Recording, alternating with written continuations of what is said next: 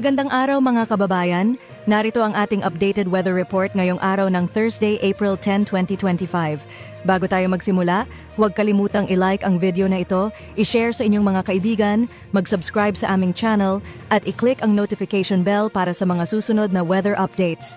Disclaimer: ang weather update na ito ay batay sa opisyal na ulat mula sa Pag-asa at trusted sources. Wala kaming direktang koneksyon sa Pag-asa o alinmang ahensya ng gobyerno. Layunin naming ibahagi ang impormasyon sa paraang mas simple at madaling maintindihan para sa kahandaan at kaligtasan ng lahat. Kaya manood at makinig hanggang dulo.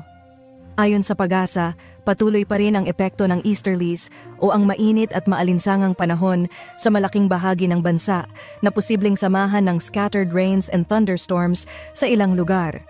Simula mamayang hapon, mararamdaman naman ang epekto ng Intertropical Convergence Zone, ITCZ.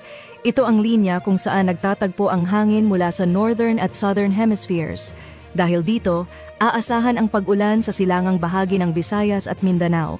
Samantala, base sa pinakahuling ulat ng Pag-asa, wala pa tayong namamataang bagyo na maaaring mabuo sa loob ng Philippine Area of Responsibility, PAR, hanggang sa pagsisimula ng Holy Week. Ngayong araw, sa malaking bahagi ng Luzon, magpapatuloy ang improved weather conditions. Katulad ng kahapon, asahan ang maaraw na panahon sa maraming lugar, lalo na sa umaga, habang sa hapon hanggang gabi ay posibleng magkaroon ng scattered rains and thunderstorms, particular sa eastern section ng Luzon. Ang temperatura sa Metro Manila, mainit na tanghali na posibleng umabot hanggang 34 degrees Celsius, Baguio City, mula 17 hanggang 25 degrees Celsius, Cagayan at Isabela. Posibleng umabot ng hanggang 35 degrees Celsius. Sa Palawan, inaasahan ang fair weather conditions na may posibilidad ng scattered rains and thunderstorms sa ilang bahagi. Sa Eastern Visayas, maulap mula umaga hanggang tanghali na susundan ng pag-ulan pagsapit ng hapon at gabi, dulot pa rin ng ITCZ. Sa nalalabing bahagi ng Visayas, partly cloudy to cloudy skies, maaraw sa umaga at posibleng thunderstorms sa hapon. Puerto Princesa at Iloilo hanggang 33 degrees Celsius. Metro Cebu hanggang 32 degrees Celsius. Sa Caraga Region, Davao de Oro at Davao Oriental, asahan ang mostly cloudy skies mula umaga hanggang tanghali at scattered rains and thunderstorms sa hapon at gabi. Sa nalalabing bahagi ng Mindanao, fair weather sa umaga at partly cloudy to cloudy skies sa hapon. May posibilidad din ng saglit na pag-ulan sa ilang lugar. Zamboanga City hanggang 32 degrees Celsius.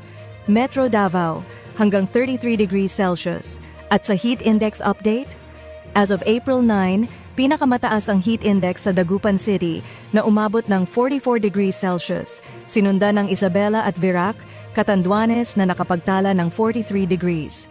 Sa Metro Manila, naitala ang 40 degrees Celsius. Ngayong araw, inaasahang tataas pa ang heat index sa Metro Manila hanggang 41 degrees Celsius. Sa Dagupan, Coron, Palawan, San Jose, Mindoro, at Virac, Catanduanes, posibleng umabot ng 43 degrees Celsius.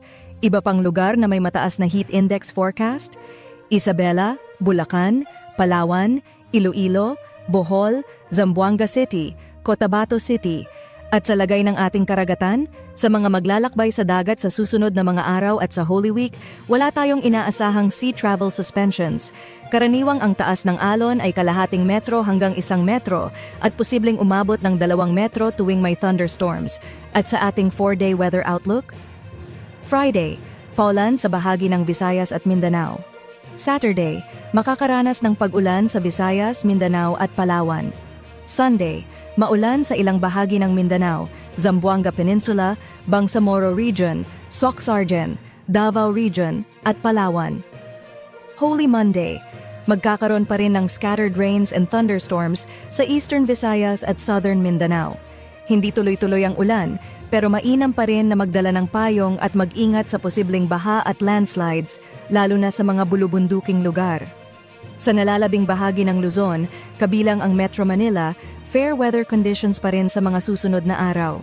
Maaraw na panahon ang mangunguna na may posibilidad ng saglit na pag-ulan o thunderstorms na karaniwang tumatagal ng 1 hanggang 2 oras. Iyan ang ating lagay ng panahon. Huwag kalimutang i-like ang video na ito, i-share sa inyong mga kaibigan, mag-subscribe sa aming channel at i-on ang notification bell para lagi kang updated. Ingat po kayo at manatiling hydrated.